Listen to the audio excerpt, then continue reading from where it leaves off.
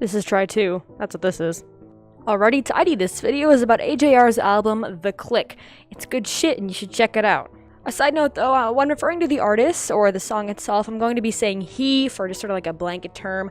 I don't know who wrote the songs or who sings certain parts, so to keep it easy, it's just that singular term. I'm not going to talk about any of the mainstream songs though, being weak and sober up, because I think that their popularity kind of just speaks for itself. And the album was made by three brothers, Jack Met, Ryan Met, and Adam Met. Wonder how they met, huh? Fucking kill myself. It's got 13 tracks, which seems like an unlucky number, but I guess we kind of see how that played out. Anywho, let's start with Overture, which is the first song on the album, and it's kind of a general mashup of all of the album's songs, which isn't a new concept. Green Day did this on their Revolution Radio, their most recent album. Green Day's, though, was at the end of the album, which would make sense, but I think having Overture at the beginning is a really good idea. It's refreshing. It's like an intro course to the album. And normally intro courses are fucking garbage, but this one beats the stigma. Also, there's a lot of remixing going on, but it's done tastefully.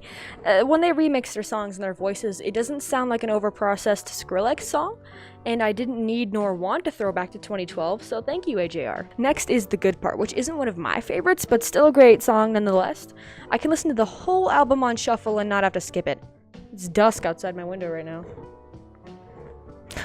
Well, it's kind of a slower song, but the chorus itself just comes on so bassy that it's kind of like a stampede on your fucking ears. Even if it's the sound that bothers me though, it's the message that I like. Now regarding the meat on any of these horses as songs, I'm not just gonna hop on Genius and regurgitate some 16-year-old's interpretation, so here's my steaming hot take. They're working so hard on their music, which might be shitting sometimes. You know, the 4 a.m., wishing you could be asleep or hanging out with friends, not even knowing if you've backed the right horse. Being creative and working so hard for your craft and also praying that it'll be worth it and wanting to skip to what will make it worth it. As an artist and as a content creator, I've only made 2 videos.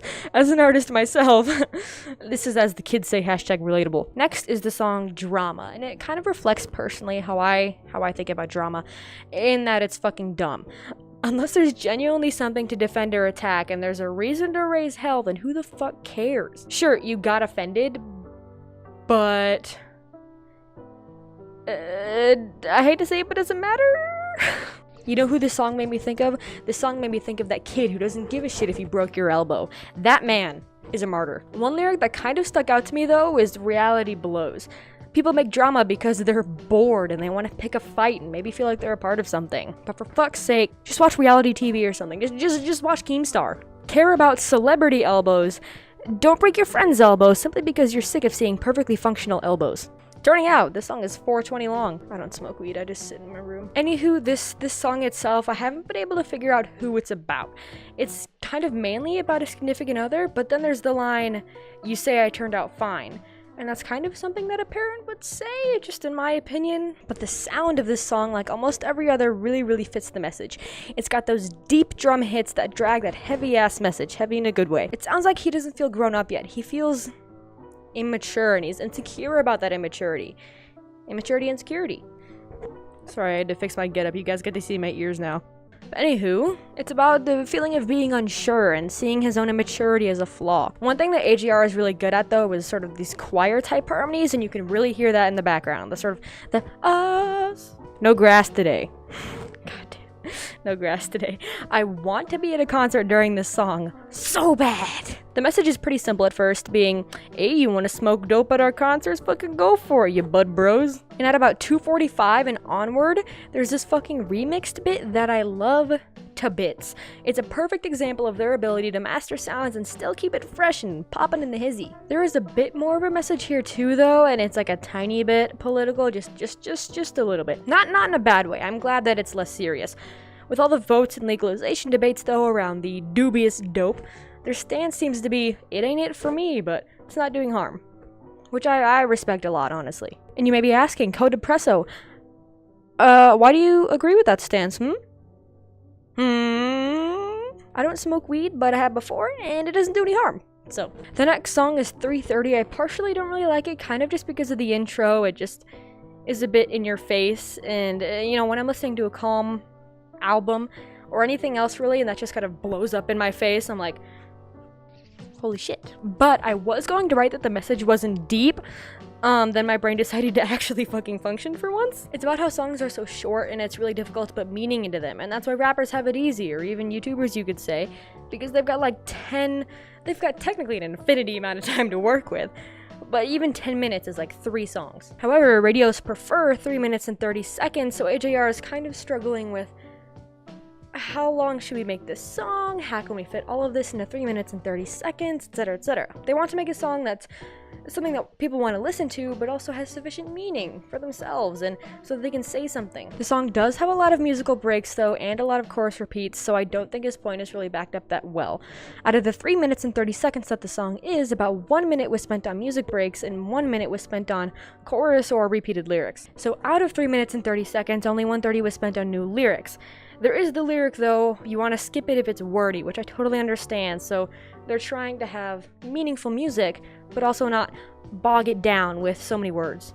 As another note, though, I did go onto Genius, originally to see how many times they repeat the chorus, which is twice, by the way, and then a couple lines from the chorus are repeated a 3rd time, but I did come across also how Adam feels about the jam. He said that they were going for a bunch of different feels, and they were kind of shooting for reflecting the ADD type of mindset that people have nowadays, because there's just so much content out there that your brain is like, ooh, look at this, look at this, look at this. You know, people are constantly putting out media, whether it's pictures or tweets or videos. He said that they went for different styles in the song to reflect this, and I'm not getting it. Maybe it got kind of muddled, maybe it's just me though, I just didn't really pick up on it. Maybe my mental elbow was broken, I don't know. Call my dad. Fucking love this song. I mean, it's about calling your dad. I would relate, but my dad said not to call him when he goes out to buy cigarettes. All jokes aside, amazing song though. Super heartfelt message about making mistakes and just wanting to feel the familiar atmosphere of home and talking to your dad. It's longing for that comfort and security. I love this song, not much to say. Other than that, it's gentle. The harmonies are fucking spot on. No! I have not cried to this song. Why would you even fucking bring that up? It's not worth talking about. I'm Not Famous. That's what the song is called. It's called I'm Not Famous. The album kind of blew up though, so maybe they were going for reverse psychology? I don't know. Funny song though. Funny. Not funny. Fun song though. The kind of type you can sing along to the car with. The type you can bop to the top in the car with. You know, slip and slide, ride that rhythm. Netflix trip. I love this song. Ooh boy. The reason why I wanted to start this review. It's a song about The Office, you know, the US show. This song is a fucking jam. More so jam than the jam in my fridge is. And I feel like, honestly, a lot of people can relate to this song. About different things, of course. It's about growing up with some sort of media, like a show, and looking back to see how it molded you. While the boys' is The Office, mine would be YouTubers, for example. Other than my current endeavor of this channel, it's cool to see how different creators, akin to seasons in this context, affected me now and before. A lot of others in this generation can probably offer their own sentiments as well, if I'm honest. Sometimes entertainment media is more reliable than your own family or friends. It's scheduled, you know what the content is gonna be, and it can offer comfort when everything is like probably outright chaos in your life. Whatever this thing is to you, a show, YouTube, a book series, it's like a harmony to life. While everything else is fluctuating and changing, this one thing grounds the melody. And you change with it. Okay, enough with the heartfelt bullshit. Time to express my true self as an empty, emotionally detached being. Not a human being, just being. Bud like you. Pro tip. If you want to figure out who your main bitch is, listen to this song and see which bitch comes to mind first. After you've identified said bitch, schedule a time to construct additional pylons while listening to this song and also while living in a society. Cause you know, we live in one. We live in a society. The last song is Come Hang Out. I love this song personally. It kind of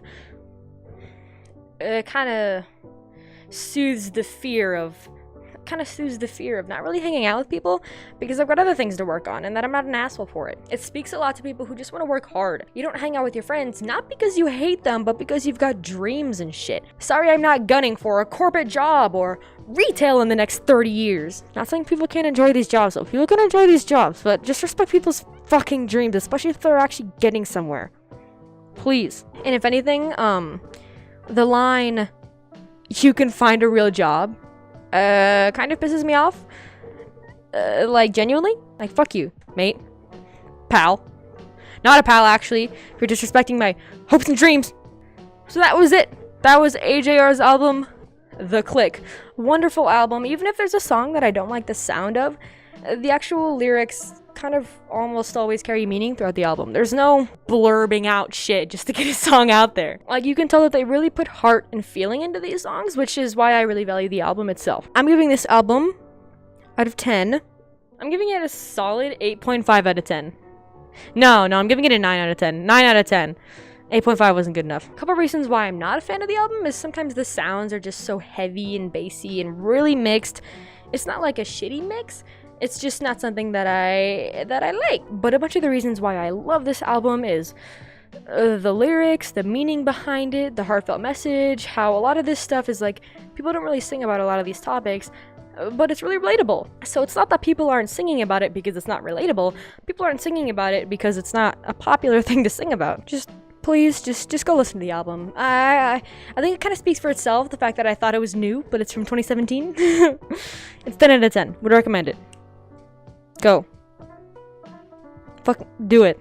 Oh, and P.S. Thanks for watching, fellow lads. I'm trying to hit 1 subscriber by the end of the month. So if you did, very appreciated. Thank you.